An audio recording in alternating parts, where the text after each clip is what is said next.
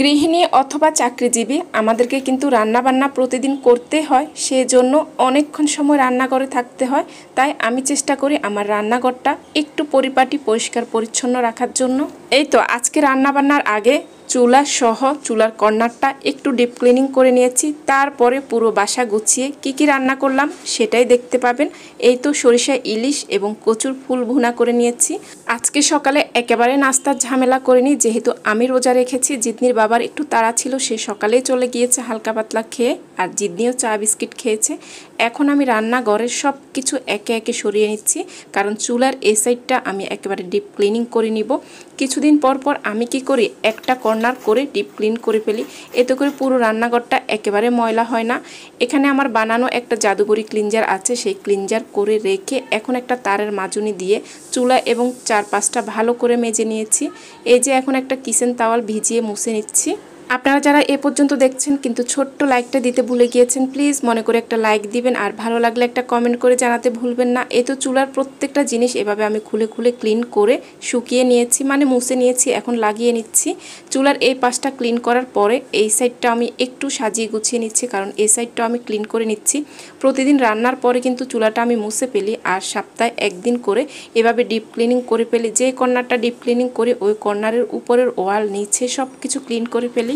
এখানে আগের দিন বেশ কিছু পরিমাণ আম আনা হয়েছে, মানে এগুলো আমরুপালি ঠাকুরগাঁও থেকে জিতনির বাবা আনিয়েছে, একেবারে পিওর গাছ থেকে পেড়ে দিয়েছে এরকম আর কি। সাথে আরও কিছু অর্গানিক জিনিস ছিল, একেবারে নিজে হাতে তৈরি করা।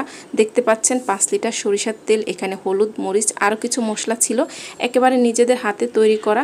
আর এই যে পোলাও চালগুলো, আমি তো নিয়ে অবাক হয়েছি, এত সুন্দর গ্রান বের হচ্ছিল, যেটা কিনা চালের মধ্যে আমরা পাই না। যাই হোক, ওগুলো গুছিয়ে নিয়েছি। এখন পুরো বাসাটা আমি গুছিয়ে নিচ্ছি। একেবারে খাঁটি সরিষার তেল দেখেই আমার মনে হচ্ছে আজকে ইলিশ মাছ রান্না করব, মানে সরিষা ইলিশ করব। ওই সব কিছু গুছিয়ে এখন আমি পুরো বাসাটা গুছিয়ে তারপর রান্নাবান্নার কাজে যাব, তাহলে আমার আর টেনশন থাকবে না, রান্না করে নিতে পারবো। যদিও আজকে রান্না একেবারে ঝটপট সিম্পল রান্না করে নিব। আর এই তো দুটো বেডরুম ভালো করে গুছিয়ে, ড্রয়িং ডাইনিংও কিন্তু আমি গুছিয়ে নিয়েছি। এখানে একটা ইনডোর প্ল্যান্ট ছিল, এটাকে একটু স্প্রে করে নিচ্ছি। আর এখন যাচ্ছি আমি রান্নার প্রিপারেশানে, যেহেতু সরিষা ইলিশ করব। ইলিশ মাছ খুঁজে বের করে নিচ্ছি, সাথে কি লাগবে মানে মশলা কাঁচামরিচ সব বের করে রান্নাঘরে নিয়ে ভিজিয়ে দিচ্ছি। আর দেখুন সকালেই কিন্তু মানে যখনই সিদ্ধান্ত হয়েছে সরিষা ইলিশ রান্না করব, এভাবে সরিষা আমি ভিজিয়ে রেখে দিয়েছি। আর দেখুন বারান্দা দিয়ে আমি সবজি উঠাচ্ছি। যখনই জিতনির বাবা সকালে অল্প কিছু কিনে দেয়, তখন এভাবে একটা পিতা লাগানো আছে, এটা দিয়ে আমি নিচ থেকে এভাবে তুলে নেই টার্জেনের মতো। আর এই তো কচুর ফুল আনা হয়েছে, খুবই ফ্রেশ ছিল। এখন আমি প্রথমে কচুর ফুলগুলো কেটে নিচ্ছি, মানে একেবারে কেটে সব কিছু রেডি করে রান্নাটা বসিয়ে দিব।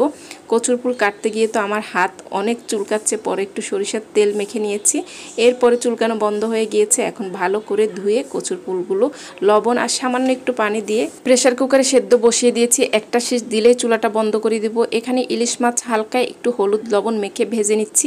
সরিষা ইলিশ কিন্তু ভেজে রান্না করা হয় না, তবে আমার বাসায় মাছ ভেজে না রান্না করলে তেমন একটা খেতে চায় না। যাই হোক, হালকা ভেজে নিয়েছি। এখানে পরিমাণ মতো সরিষা দিয়েছি, মানে সরিষার তেল দিয়েছি। তেলের মধ্যে সামান্য একটু কালো জিরা ফোড়ন দিয়েছি, আর হাফ চা চামচ করে হলুদ এবং মরিচের গুঁড়ো দিয়ে কিছুটা ভেজে হাফ কাপ পরিমাণ পেঁয়াজ বাটা দিয়েছি। এখন হাফ চা চামচ পরিমাণ ধনিয়া গুঁড়ো দিয়ে ভালো করে ভেজে নিচ্ছি। আর এখন ওই যে 2 টেবিল চামচ পরিমাণ সরিষার সাথে 3-4টা কাঁচামরিচ বেটে রেখে দিয়েছি, সেগুলো দিয়ে ভালো করে কষিয়ে নিচ্ছি। যেহেতু মাছগুলো ভাজা, মাছ দেওয়ার আগে ভালো করে কষিয়ে কিছুটা পানি দিয়েও ভালো করে কষিয়ে নিয়েছি। এখন মাছগুলো দিয়ে একটু মাখা মাখা হলেই চুলাটা বন্ধ করে দিব। আর এখন হচ্ছে কচুর ফুলটা ভাজা করব। এই যে সরিষা ইলিশ কিন্তু হয়ে গিয়েছে। এভাবে রান্নার পরপর কিন্তু আমি অনেক সময় পাতিল চেঞ্জ করে পাতিলটার সাথে সাথে ধুয়ে ফেলি, চুলাটা মুছে ফেলি। এভাবে সাথে সাথে কাজ করে ফেললে কিন্তু রান্নাঘর একেবারে ময়লা হয় না। প্রতিদিন চেষ্টা করি যেই জায়গা আমার হাত যায়, মানে মশলার বক্স, তারপরে হলুদ মরিচের কৌটো, এগুলো একটু ভালো করে সাথে সাথে মুছে ফেলার জন্য, এতে করে রান্নাঘর একেবারে ময়লা হয় না। এই তো কচুর ফুলটাও ভাজা হয়ে গিয়েছে, আমার দুটো রান্না রেডি। আজকে এ পর্যন্তই। আল্লাহ হাফেজ, আসসালামু আলাইকুম।